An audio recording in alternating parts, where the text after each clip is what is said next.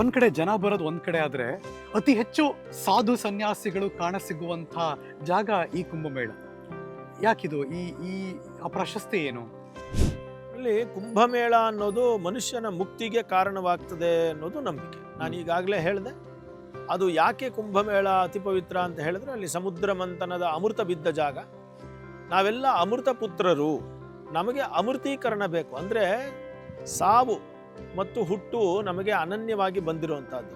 ಹುಟ್ಟುತ್ತೀವಿ ಸಾಯ್ತೀವಿ, ಹುಟ್ಟುತ್ತೀವಿ ಸಾಯ್ತೀವಿ, ಸಂಸಾರ ಚಕ್ರ ನಮ್ಮ ಭಾರತೀಯ ಪರಂಪರೆನೇ ಅಧ್ಯಾತ್ಮ ಪರಂಪರೆ, ಸನಾತನ ಪರಂಪರೆ. ಇಲ್ಲಿನ ಮುಖ್ಯ ಗುರಿ ಏನು ಅಂತಂದ್ರೆ ಈ ಸಂಸಾರದಿಂದ ನಾವು ಹೊರಗೆ ಬರಬೇಕು, ಜನನ ಮರಣಗಳ ಚಕ್ರಗಳಿಂದ ಆಚೆಗೆ ಬರಬೇಕು, ನಾವು ಮುಕ್ತಿಯನ್ನು ಪಡಿಬೇಕು, ಅಮೃತತ್ವದ ಕಡೆಗೆ ಹೋಗ್ಬೇಕು ಅನ್ನೋದಕ್ಕೆ ನಾವೆಲ್ಲ ಹಾತೊರಿತಾ ಇದ್ದೀವಿ.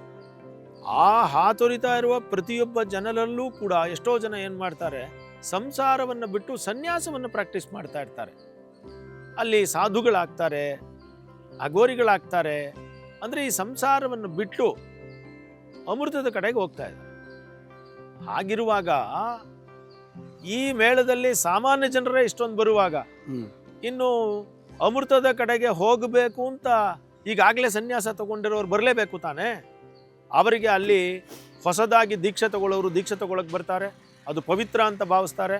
ಆ ನದಿಯಲ್ಲಿ ಸ್ನಾನ ಮಾಡಿ ತಮ್ಮ ಶಕ್ತಿಯನ್ನು ವೃದ್ಧಿ ಮಾಡ್ಕೋತಾರೆ. ಎಷ್ಟೇ ದೂರದಲ್ಲಿ ಅವರು ನಾಗಾಗಳಾಗಿರ್ಬೋದು, ಅಘೋರಿಗಳಾಗಿರ್ಬೋದು, ಅವರು ತಪಸ್ ಮಾಡ್ತಾ ಇರ್ಬೋದು.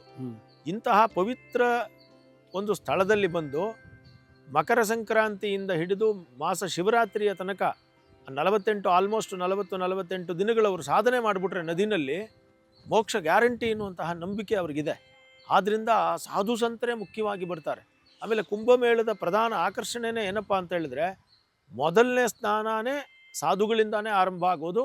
ಅಮಾವಾಸ್ಯೆಯ ದಿನಗಳಲ್ಲಿ ಸಾಧುಗಳಿಂದಾನೇ ಸ್ನಾನ, ಆಮೇಲೆ ಬೇರೆ ಸಾಮಾನ್ಯ ಜನಕ್ಕೆ ಅವಕಾಶ. ನಮ್ಮ ಹತ್ರ ಕ್ಯಾಲೆಂಡರ್ ಇದೆ, ಡೈರಿ ಇದೆ, ಡಿಜಿಟಲ್ ಸಿಸ್ಟಮ್ ಇದೆ, ಮೆಮೊರಿ ಮಾಡ್ಕೊಳ್ಳೋಕ್ಕೆ ನಮ್ಗೆ ಟೈಮ್ ಇದೆ. ಅದನ್ನ ನೋಡೇ ಎಷ್ಟೋ ಸರಿ ಒಂದೊಂದು ಡೇಟ್ಗಳನ್ನ ಮರ್ತು ಬಿಡ್ತೀವಿ. ಆದರೆ ಯಾವುದೋ ಹಿಮಾಲಯದ ತಪ್ಪಲಲ್ಲಿ ಕೂತು ಧ್ಯಾನ ಮಾಡ್ತಿರುವಂಥ ಈ ಸಾಧುಗಳು, ಅಘೋರಿಗಳು ಸರಿಯಾದ ಕುಂಭಮೇಳದ ಟೈಮ್ಗೆ ಅಲ್ಲಿಗೆ ಬರ್ತಾರಲ್ಲ, ಹೇಗೆ ಸಾಧ್ಯ ಗುರುಗಳೇ? ಇವರೆಲ್ಲರೂ ನಮ್ಮ ಭಾರತದ ಕಾಲಗಣನೆ ಇದೆಯಲ್ಲ, ಅದು ಬಹಳ ಪ್ರಾಚೀನವಾದದ್ದು ಮತ್ತು ವೈಜ್ಞಾನಿಕವಾದದ್ದು. ಹರೀಶ್ ಜಿ, ಇದನ್ನು ಹೇಳಲೇಬೇಕು ನಿಮಗೆ.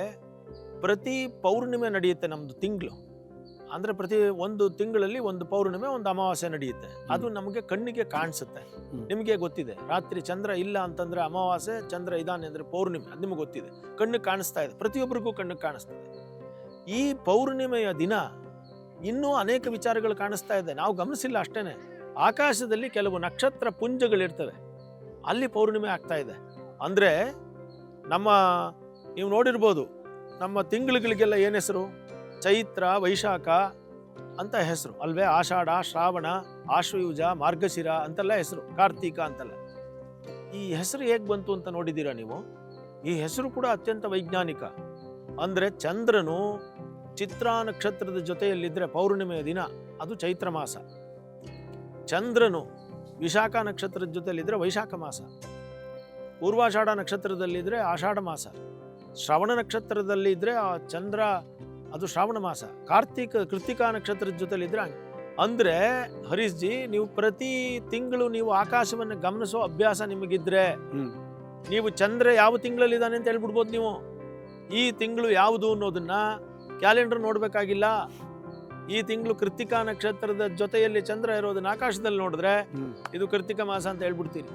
ಹಾಗೆಯೇ ನೀವು ಆಕಾಶದಲ್ಲಿ ಸಂಜೆ 6:30 ಆದಮೇಲೆ ದೀಪಗಳಿಲ್ಲದೆ ಇರೋ ಜಾಗದಲ್ಲಿ ಬಂದು ಗಮನಿಸಿ. ಈಗ ಗಮನಿಸಿ ನೀವು, ಆಕಾಶದಲ್ಲಿ ಗುರು ಕಾಣಿಸ್ತಾನೆ, ಆಕಾಶದಲ್ಲಿ ಮಂಗಳ ಕಾಣಿಸ್ತಾನೆ, ಆಕಾಶದಲ್ಲಿ ಶನಿ ಕಾಣಿಸ್ತಾನೆ, ಆಕಾಶದಲ್ಲಿ ಶುಕ್ರ ಕಾಣಿಸ್ತಾನೆ, ಚಂದ್ರ ಕಾಣಿಸ್ತಾನೆ. ಇವುಗಳ ಆಧಾರದ ಮೇಲೆ ಅಘೋರಿಗಳಿಗೆ, ನಾಗಸಾಧುಗಳಿಗೆ ಗೊತ್ತಾಗ್ಬಿಡುತ್ತೆ ಚಂದ್ರ ಮತ್ತು ಗುರು ಎಲ್ಲೆಲ್ಲಿದ್ದಾರೆ ಅಂತ ಗೊತ್ತಾಗುತ್ತೆ ಅವ್ರಿಗೆ. ಅದರ ಆಧಾರದ ಮೇಲೆ ಅವರು ಹುಡ್ಕೊಂಡ್ ಬಂದ್ಬಿಡ್ತಾರೆ ಇಲ್ಲಿಗೆ. ಸೊ ಇವರಿಗೆ ಕ್ಯಾಲೆಂಡರ್ ಯಾವುದು ಅಂದರೆ ನಿಮ್ಮ ಕ್ಯಾಲ್ಕುಲೇಟರ್ ಅಲ್ಲ, ನಿಮ್ಮ ಬುಕ್ಕಲ್ಲ, ನೀವು ಪ್ರಿಂಟ್ ಮಾಡಿರೋ ಪಂಚಾಂಗ ಅಲ್ಲ. ಆಕಾಶವನ್ನ ರಾತ್ರಿ ನೋಡಿದ್ರೆ ಹೀಗೆ ಅಲ್ಲಿ ಕಾಣಿಸುತ್ತಲ್ಲ ಪಂಚಾಂಗ, ಅದ್ರ ಮೇಲೆ ಡಿಸೈಡ್ ಮಾಡ್ಕೊಂಡು ಇದನ್ನ ಬರ್ತಾರೆ. ನಿಮ್ಗೆಲ್ಲ ಆಶ್ಚರ್ಯ ಆಗ್ಬೋದು, ಅಘೋರಿಗಳು, ನಾಗಸಾಧುಗಳು ಇದನ್ನ ಮಾಡ್ತಾ ಇದ್ದಾರೆ, ನಮಗಾಗೋದಿಲ್ಲ ಅಂತ. ಹಾಗೇನಿಲ್ಲ. ನೀವು ಇವತ್ತಿಂದ ನೀವು ರಾತ್ರಿ ಆಕಾಶದ ಚಲನವಲನಗಳನ್ನು ಗಮನಿಸೋದು ಆರಂಭಿಸಿ, ನಿಮಗೂ ಇದು ಸಾಧ್ಯ ಆಗುತ್ತೆ. ಸೊ ನಮ್ಮ ಕ್ಯಾಲೆಂಡರ್ ಅನ್ನೋದಿದೆಯಲ್ಲ, ಭಾರತೀಯ ಕ್ಯಾಲೆಂಡರು, ಅದು ಆಕಾಶದಲ್ಲಿ ಇರುವ ಖಗೋಳ ವಿದ್ಯಮಾನಗಳ ಪುಸ್ತಕದ ರೂಪ ಅಷ್ಟೇನೆ, ಬೇರೆ ಕ್ಯಾಲೆಂಡರ್ ಥರ ಅಲ್ಲ. ಸೊ ಹಾಗಾಗಿ ಭಾರತೀಯ ಕ್ಯಾಲೆಂಡರ್ ಅತ್ಯಂತ ವೈಜ್ಞಾನಿಕ. ಆ ರೀತಿ ವೈಜ್ಞಾನಿಕ ಆಗಿರೋದ್ರಿಂದಾನೆ ಅಲ್ಲೆಲ್ಲೋ ಇರೋ ನಾಗಾಸಾಧುಗಳು ಅಥವಾ ಯಾರು ಅಘೋರಿಗಳು ಅಥವಾ ಇನ್ನಾರೋ ಸಾಧಕರು ಹಿಮಾಲಯದಿಂದ ಆ ಚಂದ್ರ ಮತ್ತು ಗುರು ಇವರ ಚಲನೆಯನ್ನು ಹುಡ್ಕೊಂಡು ಬಂದ್ಬಿಡ್ತಾರೆ ಇಲ್ಲಿ. ಈಗ ಮಕರ ಸಂಕ್ರಾಂತಿಯ ಹಿಂದಿನ ದಿನ ನೀವು ನೋಡಿ, ಸೂರ್ಯ ಇನ್ನೂ ಧನುರ್ ರಾಶಿಲಿದ್ದಾನೆ, ಮಕರಕ್ಕೆ ಹೋಗಿಲ್ಲ.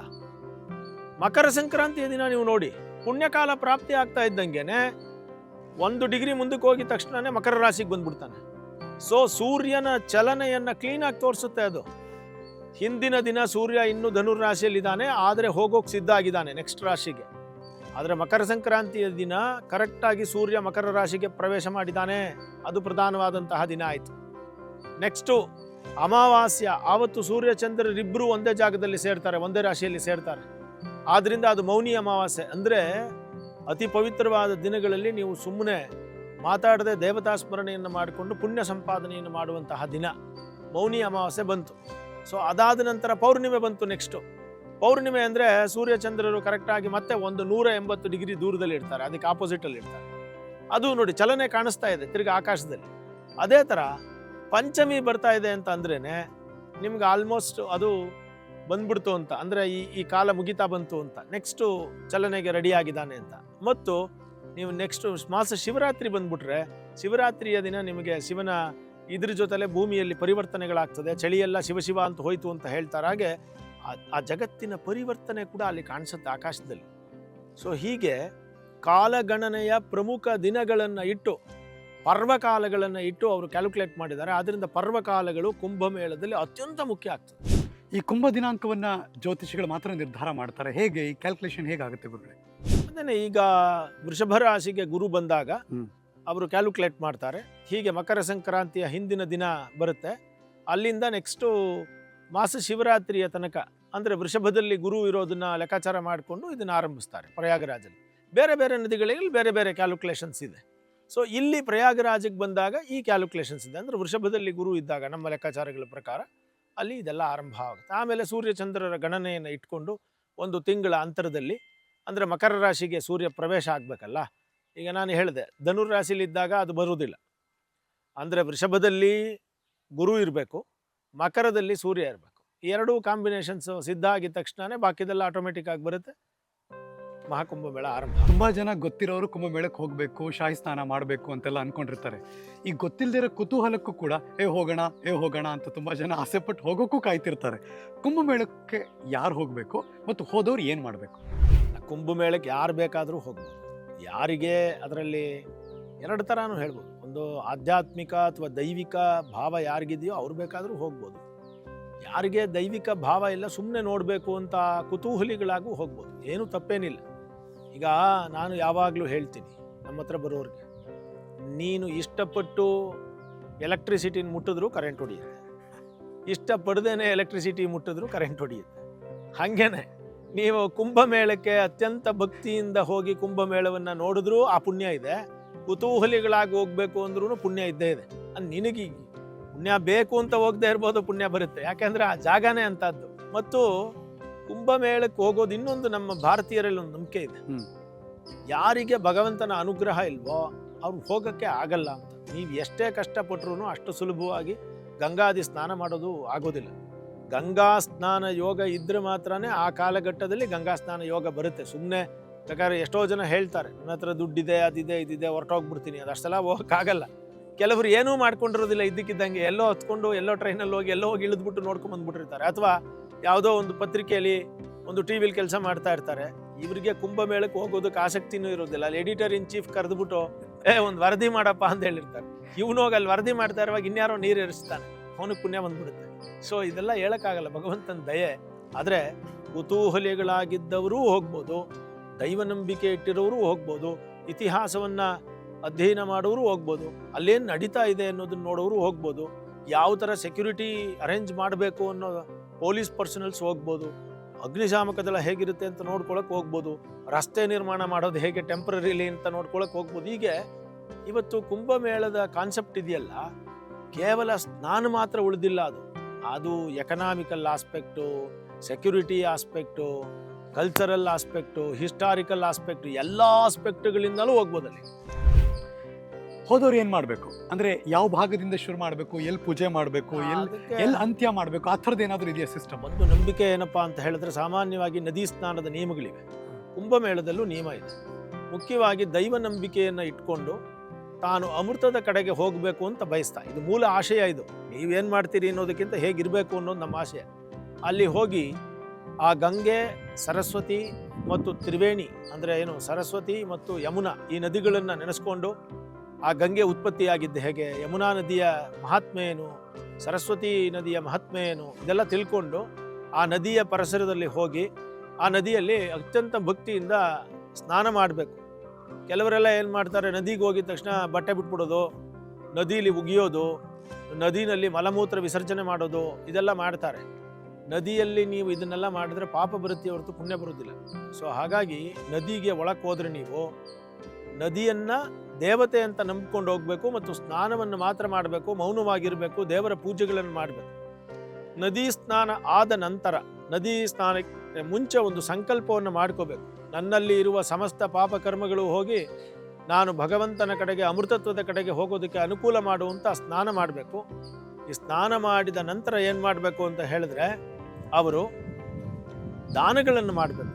ನದಿಯಲ್ಲಿ ಸ್ನಾನ ಮಾಡಿದಾಗ ದಾನ ಅಂದರೆ ಭಾಳ ಜನ ಇದು ಮಾಡ್ಕೋ, ದಾನ ಒಬ್ರಿಗಾದ್ರೂ ಊಟ ಕೊಡಿಸೋದು, ಅಲ್ಲಿ ಏನೋ ಒಂದು ಸಹಾಯ ಮಾಡೋದು, ಈ ರೀತಿ ದಾನಗಳನ್ನು ಮಾಡಬೇಕು, ಧರ್ಮಗಳನ್ನು ಮಾಡಬೇಕು. ಈ ರೀತಿಯಾಗಿ ಮಾಡಿದ್ರೆ ನೀವು ವಸ್ತ್ರದಾನ, ಅಲ್ಲಿ ಒಂದು ಹಣಕಾಸಿನ ದಾನ ಅಥವಾ ಊಟದ ದಾನ, ಇದೆಲ್ಲ ಮಾಡಿದ್ರೆ ನಿಮಗೆ ಅತ್ಯಂತ ಹೆಚ್ಚು ಪುಣ್ಯ ಸಿಗುತ್ತೆ, ಸದ್ಗತಿ ಸಿಗುತ್ತೆ ಅನ್ನೋದು ನಮ್ಮ ನಂಬಿಕೆ. ಬಟ್ ಅಲ್ಲಿ ಹೋಗಿ ಬಂದ್ಮೇಲೆ ಬೇರೆ ಎಲ್ಲರೂ ಹೋಗ್ಬೇಕಾ? ಆ ಥರದ್ದು ಏನಾದ್ರು ಪದ್ಧತಿಗಳು? ಸಾಮಾನ್ಯವಾಗಿ ಅದೇನು ಇಲ್ಲ. ಕೆಲವರೆಲ್ಲ ಏನು ಮಾಡ್ತಾರೆ ಅಂದರೆ, ಅಲ್ಲಿ ಹತ್ರ ಇರೋದ್ರಿಂದ ಪ್ರಯಾಗ್ರಾಜ್ಗೆ ಹೋದವರು ಅಲ್ಲೇ ಪಕ್ಕದಲ್ಲಿ ವಾರಣಾಸಿ ಇದೆ, ಕಾಶಿ ವಿಶ್ವನಾಥನ ದರ್ಶನವನ್ನು ಮಾಡ್ಕೊಳ್ತಾರೆ. ಅಲ್ಲೇನೆ ಡುಂಡಿ ಮಾಧವ, ಡುಂಡಿ ಇದ್ದಾನೆ, ಗಣೇಶ ಮಾಧವ ಇದ್ದಾನೆ. ಅಲ್ಲೇ ಪಕ್ಕದಲ್ಲೇ ಅಯೋಧ್ಯಾಧಾಮ ಅಲ್ಲಿಂದ ಒಂದು ಸ್ವಲ್ಪ ಹತ್ತಿರದಲ್ಲಿದೆ, ಅಲ್ಲಿಗೆ ಹೋಗ್ತಾರೆ. ಅದೇ ಥರ ಸ್ವಲ್ಪ ಹತ್ತಿರದಲ್ಲಿ ಹೋದರೆ ಅಲ್ಲೇ ಗಯಾ ಇದೆ, ಸಾರನಾಥ ಇದೆ, ಅಲ್ಲಿ ಸನ್ನಿಧಿ ಇದೆ, ಏನು ಗಯಾ ವಿಷ್ಣುಪಾದ ಸನ್ನಿಧಿ ಇದೆ, ಅಲ್ಲಿಗೆಲ್ಲ ಹೋಗ್ತಾರೆ. ಅದೇ ಥರ ಇಲ್ಲಿಂದ ಮುಂದಕ್ಕೆ ಹೋದರೆ ಅಲ್ಲಿಂದ ಹರಿದ್ವಾರ್ ಇದೆ, ಇಲ್ಲೆಲ್ಲ ಹೋಗಿ ನೋಡ್ಕೊಂಡು ಬರ್ತಾರೆ. ಅಥವಾ ನೀವು ತುಂಬ ಹತ್ತಿರಕ್ಕೆ ಹೋಗಿರೋದ್ರಿಂದ ಅಲ್ಲೇ ಉತ್ತರ ಪ್ರದೇಶದಲ್ಲೇ ಮಥುರಾ ಇದೆ, ಮಥುರಾನೂ ದರ್ಶನ ಮಾಡ್ಕೊಂಡು ಬರೋರು ಕೂಡ ಇದ್ದಾರೆ. ಇದೆಲ್ಲ ಅವರವರ ಸೌಕರ್ಯಕ್ಕೆ ಬಿಟ್ಟಿದ್ದು. ಆದರೆ ನೇರವಾಗಿ ಸಾಮಾನ್ಯವಾಗಿ ನಮ್ಮ ಶಾಸ್ತ್ರಗಳು ಒಂದು ಮಾತನ್ನು ಹೇಳ್ತವೆ. ಏನಪ್ಪ ಅಂತ ಕೇಳಿದ್ರೆ, ಯಾವುದೇ ಪುಣ್ಯಕ್ಷೇತ್ರಗಳಿಗೆ ಹೋದರೆ ಆ ಪುಣ್ಯಕ್ಷೇತ್ರಗಳಿಗೆ ಹೋದ ನಂತರ ನೀವು ಮೋಜು ಮಸ್ತಿಗಳಿಗೆ ಹೋಗಬಾರ್ದು. ಆ ಪುಣ್ಯಕ್ಷೇತ್ರಗಳಿಗೆ ಹೋಗೋಕ್ಕೆ ಮುಂಚೆ ಬೇಕಾದರೆ ಮೋಜು ಮಸ್ತಿಗೆ ಹೋಗಿ ಎಲ್ಲೋ ಆರ್ಕಿಯಾಲಜಿಕಲ್ ವಿಚಾರ ಇದೆ, ಹಿಸ್ಟಾರಿಕಲ್ ಆಸ್ಪೆಕ್ಟ್ಸ್ ಇದೆ, ಅಥವಾ ಇನ್ನೆಲ್ಲೋ ಸಿಟಿಲಿ ಶಾಪಿಂಗ್ ಮಾಡ್ತೀನಿ, ಇದೆಲ್ಲ ಮೊದಲೇ ಮಾಡಿಕೊಂಡು ಪುಣ್ಯ ಕೆಲಸವನ್ನು ಮಾಡಿಕೊಂಡು ಆ ಪುಣ್ಯವನ್ನು ತೆಗೆದುಕೊಂಡು ನೇರವಾಗಿ ಮನೆಗೆ ಬಂದುಬಿಡಬೇಕು ಅಂತ ಹೇಳಿದೆ. ಸಾಮಾನ್ಯವಾಗಿ ಇದೊಂದು ನಮ್ಮ ಪ್ರಾಚೀನರಲ್ಲಿ ಹೇಳೋ ನಂಬಿಕೆ. ಪುಣ್ಯಕ್ಷೇತ್ರಕ್ಕೆ ಹೋಗ್ಬಿಡೋದು, ನಾನು ಪುಣ್ಯಕ್ಷೇತ್ರಕ್ಕೆ ಹೋಗ್ಬಿಟ್ಟು ಇನ್ಯಾರ್ದೋ ಮನೆಗೆ ಹೋಗ್ಬಿಡೋದು, ಪುಣ್ಯಕ್ಷೇತ್ರದಿಂದ ಬಂದು ಇನ್ನೊಬ್ಬರ ಮನೆಯಲ್ಲಿ ಹೋಗಿ ಇನ್ನೊಬ್ಬರ ಮನೇಲಿ ಹೋಗಿ ಅಲ್ಲಿ ಸ್ಟೇ ಮಾಡೋದು. ಮಾಡಿದ್ರೆ ಅಲ್ಲಿಂದ ಬಂದ ಪುಣ್ಯಗಳೆಲ್ಲ ಅವ್ರ ಮನೆಗೆ ಹೊರಟೋಗುತ್ತೆ ಅನ್ನುವಂಥ ಒಂದು ನಂಬಿಕೆ ಇದೆ. ಹಾಗಾಗಿ ಪುಣ್ಯಕ್ಷೇತ್ರ ಯಾತ್ರೆ ಮಾಡಿದವರು, ಸಾಮಾನ್ಯವಾಗಿ ಕಾಶಿಗೆ ಹೋದವರು, ರಾಮೇಶ್ವರಂ ಹೋದವರು, ತಿರುಪತಿಗೆ ಹೋದವರು ಅಥವಾ ಅಯೋಧ್ಯೆಗೆ ಹೋದವರು ಅಲ್ಲಿನ ದರ್ಶನವನ್ನು ಮುಗಿಸ್ಕೊಂಡು ನಮ್ಮ ಮನೆ ಬಾಗಿಲಿಗೆ ಬಂದು ಆ ಪುಣ್ಯವನ್ನು ಮನೆಯೊಳಗೆ ಸೇರಿಸ್ಕೋಬೇಕು ಅಂತ ಹೇಳುವಂತಹ ಪದ್ಧತಿ ನಮ್ಮಲ್ಲಿದೆ.